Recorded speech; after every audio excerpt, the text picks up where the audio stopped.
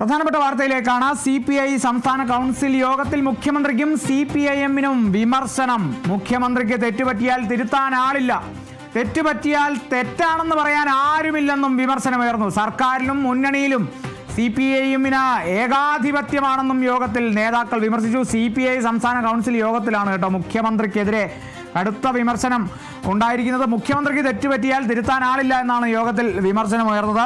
തെറ്റുപറ്റിയാൽ തെറ്റാണെന്ന് പറയാനും ആരുമില്ല എന്നും വിമർശനമുയർന്നു. സർക്കാരിലും മുന്നണിയിലും CPIM-ന് ഏകാധിപത്യമാണെന്നും യോഗത്തിൽ നേതാക്കൾ വിമർശിച്ചു. സർക്കാരിലെ തീരുമാനങ്ങൾ മുഖ്യമന്ത്രി ഒറ്റയ്ക്കെടുക്കുകയാണ്, നയപരമായ വിഷയങ്ങളിൽ പോലും ചർച്ചയുണ്ടാകുന്നില്ല. PM ശ്രീ ഇതിന് ഉദാഹരണമാണ്.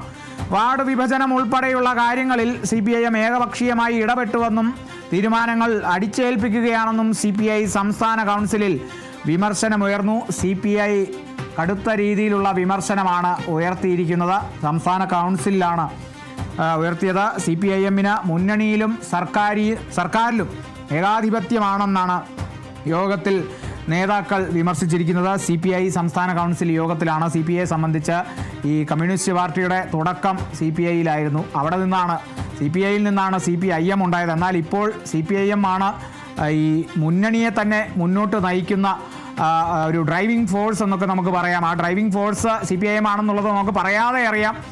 എന്നാൽ ഇപ്പോൾ അതൊരു ഏകാധിപത്യ സ്വഭാവത്തിലേക്ക് മാറിയിരിക്കുന്നു എന്നുള്ളതാണ് CPI സംസ്ഥാന കൗൺസിൽ യോഗത്തിൽ ഉയർന്ന വിമർശനം എന്നുള്ളത്. മുഖ്യമന്ത്രിക്ക് തെറ്റുപറ്റിയാൽ തിരുത്താൻ ആളില്ല, തെറ്റുപറ്റിയാൽ തെറ്റാണെന്ന് പറയാനും പോലും ആരുമില്ല എന്നും വിമർശനമുയർന്നു. CPI സംസ്ഥാന കൗൺസിൽ യോഗത്തിൽ സർക്കാരിലെ തീരുമാനങ്ങൾ മുഖ്യമന്ത്രി ഒറ്റയ്ക്കെടുക്കുകയാണ്.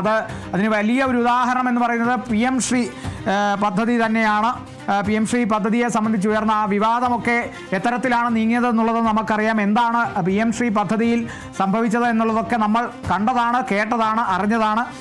അപ്പോൾ വാർഡ് വിഭജനം ഉൾപ്പെടെയുള്ള കാര്യങ്ങളിൽ തീർന്നില്ല, നിരവധി വിഷയങ്ങൾ ഉയർത്തിക്കൊണ്ടാണ് ആ വിമർശനം ഉയർന്നിരിക്കുന്നത്. വാർഡ് വിഭജനം ഉൾപ്പെടെയുള്ള കാര്യങ്ങളുണ്ട്. ആ കാര്യങ്ങളിലൊക്കെ CPIM ഏകപക്ഷീയമായി ഇടപെട്ടു എന്നാണ് സംസ്ഥാന കൗൺസിൽ യോഗത്തിൽ വ്യക്തമാകുന്നത്. സംസ്ഥാന കൗൺസിൽ യോഗത്തിൽ ഉയർന്ന വിമർശനങ്ങൾ, പല തീരുമാനങ്ങളും അടിച്ചേൽപ്പിക്കുകയാണെന്നുള്ളതാണ് സംസ്ഥാന കൗൺസിൽ യോഗത്തിൽ CPI സംസ്ഥാന കൗൺസിൽ യോഗത്തിൽ ഉയർന്ന വലിയ വിമർശനങ്ങൾ ഒരുപാടാണ് മുഖ്യമന്ത്രിക്കെതിരെ CPI തിരിഞ്ഞിരിക്കുന്നു എന്ന് പറയാം. അതല്ലെങ്കിൽ മുന്നണിയിൽ വലിയൊരു ചേരിതിരിവ് ഉണ്ടായിരിക്കുന്നു എന്നുള്ളതാണ് ഈ വിമർശനങ്ങളിൽ നിന്നൊക്കെ വ്യക്തമാകുന്നത്. ആര് തിരുത്തും മുഖ്യമന്ത്രിയെ?